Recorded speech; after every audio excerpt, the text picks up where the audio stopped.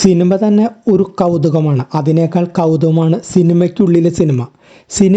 സിനിമയ്ക്കുള്ളിലെ സിനിമയും മാത്രമല്ല, ഒരു കാലഘട്ടത്തിലെ സിനിമകൾ വെച്ചൊരു സിനിമ ചെയ്ത് കൗതുകത്തെ പല മടങ്ങായി വർദ്ധിപ്പിച്ചിരിക്കുകയാണ് രേഖാചിത്രം എന്ന സിനിമ.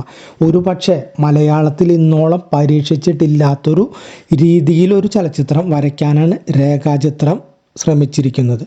ആസിഫ് അലി എന്ന നടൻ്റെ കരിയറിൽ മറ്റൊരു മികവ് കൂടി സമ്മാനിക്കുകയാണ് ജോഫിൻ ടി ചാക്കോ സംവിധാനം നിർവഹിച്ച ഈ രേഖാചിത്രം എന്ന cinema. Kishkindha Kandam, level cross, അഡിഗോസ് amigo, തലവൻ തുടങ്ങി കഴിഞ്ഞ വർഷം വ്യത്യസ്ത വേഷങ്ങളിലൂടെ തൻ്റെ അഭിനയ ജീവിതത്തിലെ ഒരു പടവ് കൂടി ചവിട്ടിക്കറിയ ആസിഫ് അലി തലവനിതിലേതുപോലെ പോലീസ് ഓഫീസർ കഥാപാത്രമാണ് രേഖാചിത്രത്തിൽ അവതരിപ്പിക്കുന്നത്. പക്ഷേ തലവനിലെ പോലീസുകാരനിൽ നിന്നും രേഖാചിത്രത്തിലെ വിവേകിലേക്ക് എത്തുമ്പോൾ വലിയ പ്രതീക്ഷകൾ പ്രത്യക്ഷത്തിൽ തന്നെ നമുക്ക് തിരിച്ചറിയാനാകും. ട്രെയിലർ കൊളുത്തിവിട്ട ചില തരിമ്പുകൾ മാത്രം മതിയായിരുന്നു ജോഫിൻ ടി ചാക്കോയുടെ രേഖാചിത്രത്തിന് നമുക്ക് കാത്തിരിക്കാനായിട്ട്. എന്നാൽ പ്രതീക്ഷകൾക്കു അപ്പുറത്ത് ഉദ്വേഗത്തിൻ്റെ നൂൽക്കുരുക്കിൽ നമ്മളെ കൊണ്ടെത്തിക്കുന്നുണ്ട് രേഖാചിത്രം. ഓൾട്ടർനേറ്റ് ഹിസ്റ്ററി ആ വിഭാഗത്തിൽ പെടുന്ന ചിത്രം അണിവിടെ ശ്രദ്ധ മാറ്റാൻ തോന്നാത്ത വിധം പ്രേക്ഷകരെ പിടിച്ചു ഇരുത്തുമെന്ന് ഏകദേശം നമുക്ക് ഉറപ്പാണ്. സസ്പെൻസ് ലഭിച്ച് പണിഷ്മെൻറ്റ് ട്രാൻസ്ഫർ കിട്ടി മലക്കപ്പാറയിലേക്ക് എത്തുന്ന ഒരു പോലീസുകാരൻ, അയാൾ എത്തിപ്പെടുന്നത് നിഗൂഢതകൾ ഒളിപ്പിച്ച ഒരു ശവക്കുഴിയിലേക്കാണ്. ആ രഹസ്യങ്ങളുടെ ചുരുളഴിക്കാൻ അയാൾ നടത്തുന്ന യാത്രയാണ് രേഖാചിത്രം. വർഷങ്ങൾക്ക് മുമ്പ് നടന്ന ഒരു കൊലപാതകം, അജ്ഞാതമായ ആ മൃതദേഹത്തെക്കുറിച്ച് നടത്തുന്ന അന്വേഷണമാണ് ചിത്രത്തെ മുന്നോട്ട് നയിക്കുന്നത്. ഇരുട്ടറകളിൽ തളയ്ക്കപ്പെട്ട ആ രഹസ്യം വെളിച്ചം കാണുമ്പോൾ തെളിയുന്നത് ചതിയുടെയും വഞ്ചനയുടെയും നെറികേടിൻ്റെയും അസ്ഥി മരവിപ്പിക്കുന്ന ചില നഗ്നമായ സത്യങ്ങൾ കൂടിയാണ്. ഈ ചിത്രം വർത്തമാനകാലത്തെയും ഭൂതകാലത്തെയും തമ്മിൽ സംയോജിപ്പിക്കുന്നുണ്ട്. പഴയ കാലഘട്ടത്തിൻ്റെ ഭാവുകത്വം അമിതമാവാതെ എന്നാൽ ഒട്ടും ചോരാതെ പ്രേക്ഷകരിലേക്ക് എത്തിക്കാൻ ചിത്രത്തിനായിട്ടുണ്ട്. ഫസ്റ്റ് ലുക്ക് പോസ്റ്റർ സൂചിപ്പിച്ചതുപോലെ തന്നെ സിനിമയ്ക്കും ചിത്രത്തിൽ പ്രാമുഖ്യമുണ്ട്.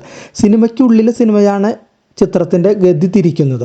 സിനിമയ്ക്കുള്ളിലെ സിനിമ പ്രേക്ഷകരോട് സംവദിക്കുന്നത് അതീവ ഹൃദ്യമായി തന്നെയാണ് ഇതിൽ അവതരിപ്പിച്ചിട്ടുള്ളത്. യാഥാർത്ഥ്യത്തോട് ചേർന്ന് നിൽക്കുന്നതാണ് എന്ന ഒരു തോന്നലും അത് ഉളവാക്കുന്നുണ്ട്. നമ്മളറിയുന്ന ചരിത്രത്തെ മറ്റൊരു പരിപ്രേക്ഷ്യത്തിലൂടെ അവതരിപ്പിച്ച ആ രീതി ഒരു പുതുമയുള്ളതാണ്. അതുകൂടാതെ കണ്ണിമ വെട്ടാതെ കണ്ടിരിക്കാൻ തോന്നുന്ന ആ മാജിക്കുണ്ട് രേഖാചിത്രത്തിൻ്റെ മേക്കിങ്ങിന്. ഹൈ ക്വാളിറ്റി മേക്കിങ്ങാണ് ചിത്രത്തിൻ്റെ ഒരു നട്ടെല്ല്. പാളിപ്പോകുന്ന പല എലമെൻറ്റുകളും ആശങ്കകൾക്ക് വകയില്ലാതെ ചെയ്തു വയ്ക്കാൻ ജോഫിൻ ചാക്കോയ്ക്കായി. ചിത്രത്തിൻ്റെ സാങ്കേതിക വശം പ്രത്യേകം പരാമർശിക്കുന്നുണ്ട്.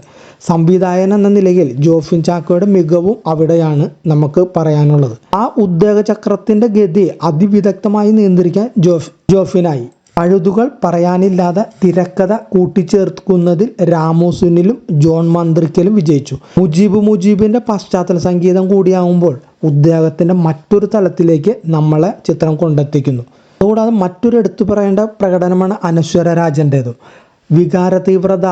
ആ വികാര തീവ്രത കാഴ്ചക്കാരൻ്റെ ഉള്ളിലേക്ക് എത്തിക്കാൻ അനശ്വരയ്ക്ക് ആയിട്ടുണ്ട്. ഒരു പോലീസ് ഉദ്യോഗസ്ഥൻ്റെ അന്വേഷണമാണ് ആദ്യ പകുതിയിൽ എങ്കിലും രണ്ടാം പകുതിയിൽ വരുന്നത് സിനിമാ ചിത്രീകരണവും അന്വേഷണവും ഒക്കെയാണ് രണ്ടാം പകുതിയിലുള്ളത്. ഓരോ സംഭവങ്ങളെയും കോർത്തു വെച്ച് ഒരു സിനിമ ചിത്രീകരണത്തിൻ്റെ പിന്നാമ്പുറങ്ങളിലൂടെ സഞ്ചരിച്ച് വെള്ളിക്കൊലുസ് അണിഞ്ഞ പെൺകുട്ടിയുടെ കഥ അവസാനിക്കുമ്പോൾ ഒരു സസ്പെൻസ് കൂടി പ്രേക്ഷകർക്ക് മുന്നിൽ പൊട്ടിച്ച് പിന്നെയൊരു ട്വിസ്റ്റ് കൂടി ഒരുക്കി വെച്ചാണ് ഈ സിനിമയുടെ അണിയറ പ്രവർത്തകർ സിനിമയെന്ന അത്ഭുതത്തെക്കുറിച്ച് അന്തം വിട്ടോർക്കാൻ നമുക്ക് വഴിയൊരുക്കുന്നത്.